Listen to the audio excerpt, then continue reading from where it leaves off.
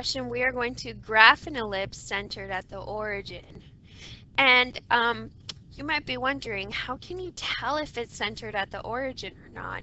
And the way you can tell is by looking at the top here. You see how it's just a single x squared and a single y squared. There's no h, there's no k.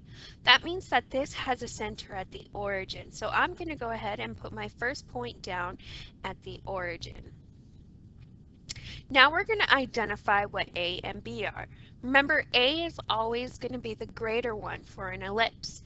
So which means here this is going to be my A squared, and here this is going to be my B squared. So if A squared equals 36, A is going to be 6.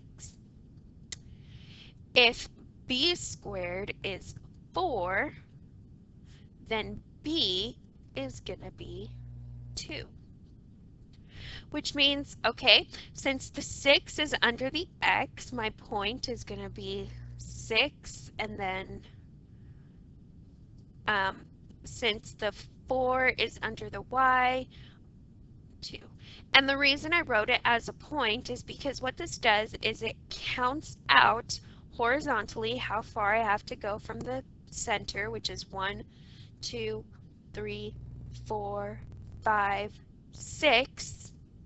And then vertically how far we go from the center, which is 1, 2. So here's how you graph it on my open math. Sorry, couldn't think of the right word. If I were graphing this on paper, I would just write out 1, 2, 3, 4, 5, 6, 1, 2, 1, 2. You see how I kind of created like this little rectangle here? What this rectangle tells me is from my center how wide this ellipse is going to be and how tall it's going to be. So there's my ellipse. Not very nice, but it's close.